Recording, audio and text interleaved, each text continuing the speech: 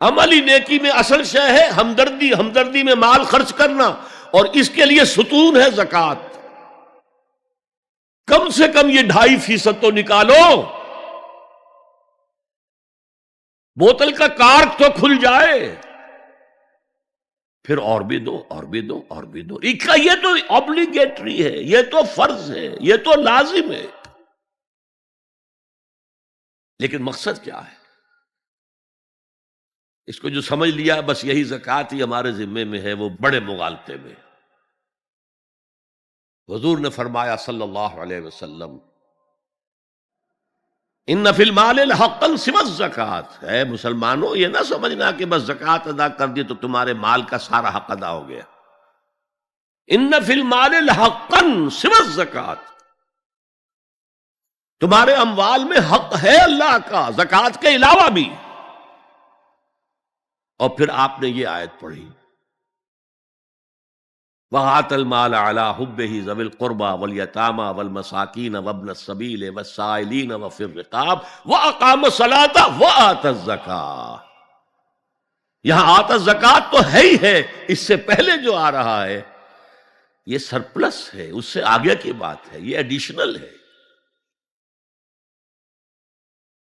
اسی لیے جب انفقوا انفقوا انفقوا انفقوا انفقوا کی جو تکرار ہوتی ہے قرآن مجید میں،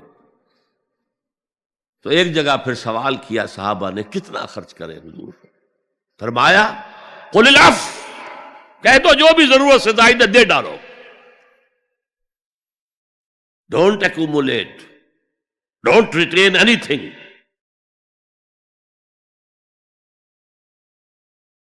ایک بات آپ سے کہوں، آپ کچھ چونک جائیں گے، حضور نے کبھی زکوٰۃ دی؟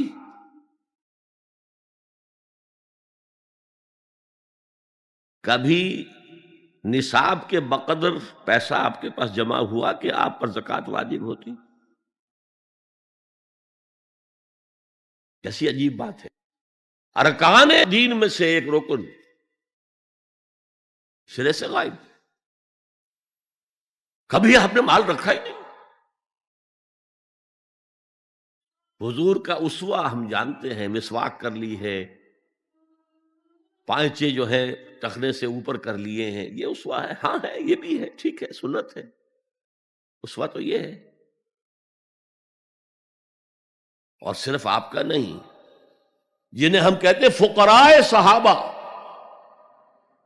ابو ہریرہ، ابو ذر، سلمان فارسی، علی رضی اللہ تعالی عنہم اجمعین، یہ فقراء صحابہ میں سے تھے، کبھی کچھ نہیں رکھا اپنے پاس۔ میں نے بتایا تھا آپ کو شاید کہ حضرت علی کی جب شادی ہو رہی تھی حضرت فاطمہ سے، کوئی مکان تھا ہی نہیں، کہاں لے کے جائیں؟ ایک انصاری نے ایک حجرہ دیا ہے اپنے مکان کا، اس میں حضرت فاطمہ ودا ہو کر گئی۔ He didn't have any home۔ ابو ذر وہ تو دوسری انتہا کو چلے گئے تھے۔ قانون یہی ہے، حلال سے کماؤ، اگر ایک حد سے آگے بڑھ جائے تو زکوٰۃ دے دو، باقی تمہارے اختیار میں ہے، دینا چاہو دو، نہ دینا چاہو رکھو اپنے پاس۔ قانون اس سے زیادہ آپ کو پابند نہیں کرے گا۔ کبھی بھی آپ نے جبر نہیں کیا، ایمرجنسی میں بھی جبر نہیں کیا۔ ایک واقعہ آتا ہے کہ حضور کو کئی وقت کا فاقہ تھا، تھوڑی دیر کے بعد حضرت ابو بکر آئے، آپ نے چہرے سے پہچان لیا کہ فاقے سے۔ پھر حضرت عمر آئے، پہچان لیا کہ فاقے سے۔ شاید حضور خود اپنے لیے نہ اٹھتے نہ جاتے، اپنے دونوں ساتھیوں کو لے کر ایک انصاری کے باغ میں پہنچ گئے۔ انصاری کی عید ہو گئی، فوراً لا کر اس نے کچھ کھجوریں، کچھ انگوروں کے گوشے رکھے۔ اس کے بعد وہ دوڑا چھری لے کر کسی جانور کو ذبح کرنے کے لیے۔ یہ ساری تفصیلیں میں کیا بتا رہا ہوں؟ مال یہ نہیں تھا کہ مدینے میں سبھی فاقے سے تھے، موجود تھے جن کے پاس مال تھا، لیکن جبراً آپ نے کسی سے کچھ نہیں لیا۔ جب وہ چھری لے کر چلا، فرمایا دیکھنا کسی دودھ والے جانور کو نہ ذبح کرنا۔ بہرحال کچھ دیر کے بعد وہ گوشت پکا کر لایا، روٹیاں رکھیں۔ اس کے بعد حضور نے ایک روٹی پر چند بوٹیاں رکھ کر کہا یہ عائشہ کو دے آؤ، اسے بھی کئی وقت کا فاقہ ہے۔ اور پھر حضرت عمر کی طرف رخ کر کے کہا عمر یہ ہیں وہ نعمتیں جس کا حساب دینا پڑے گا اللہ کے ہاں۔ وَأَمَّا بِنِعْمَةِ رَبِّكَ فَحَدِّثْ، اور یہ جو فرمایا گیا الہاکم التکاثر میں، نعمتوں کا حساب لیا جائے۔ وَلَتُسْأَلُنَّ يَوْمَئِذٍ عَنِ النَّعِيمِ، فرمایا یہ نعمتیں ہیں۔ تو یہ ہے اصل میں انفاق کا معاملہ، آپ کے اس پر چھوڑ دیا گیا ہے۔ جتنا بھی آپ میں جذبہ ہے، جتنا بھی آخرت کا یقین ہے، اتنا ہی آپ پسند کریں گے کہ آخرت کے بینک میں جمع کرائیں، یہاں کے بینکوں میں کیوں جمع کرائیں؟ یہاں کتنا دے دیں گے آپ کو؟ 10%، 20%؟ وہاں 700% ملتا ہے۔ 700% نہیں، 7,000، 700 گنا۔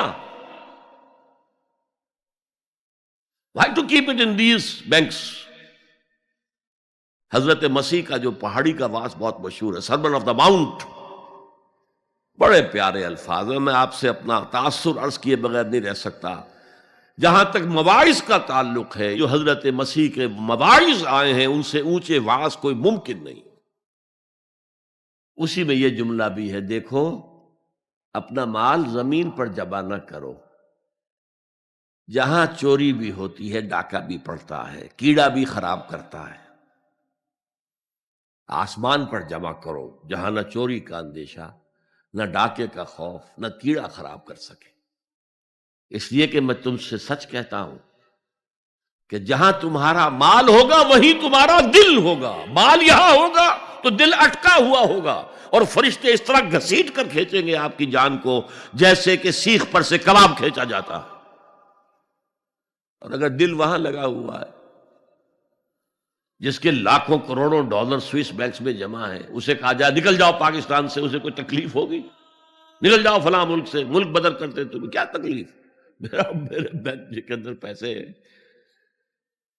البتہ جس کا باہر کچھ نہ ہو، اسے اگر یہ دی جائے سزا تو اس کی تو جان پر بن جائے گی۔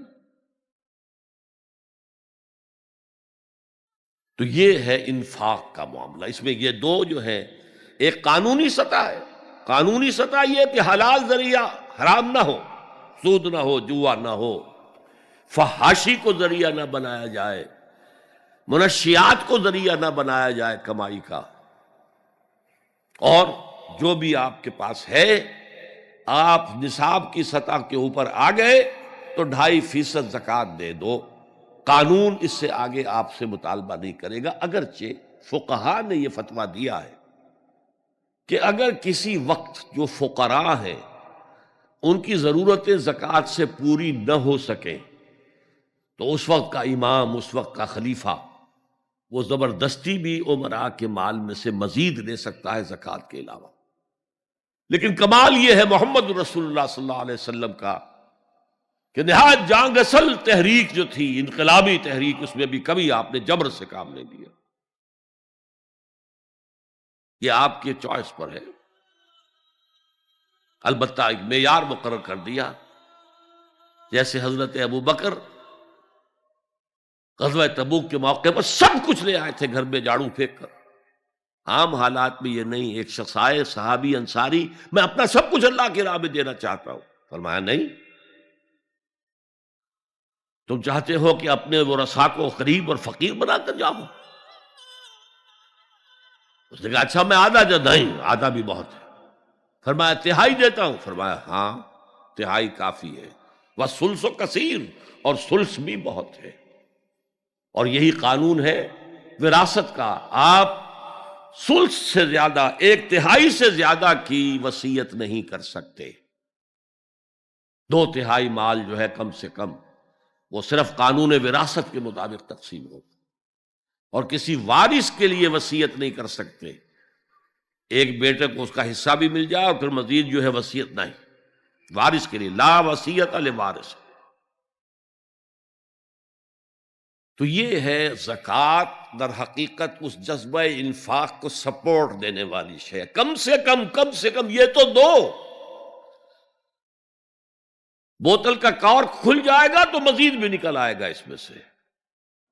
وآت المال على حبه ذوي القربى واليتامى والمساكين وابن السبيل والسائلين وفي الرقاب وأقام الصلاة وآتى الزكاة۔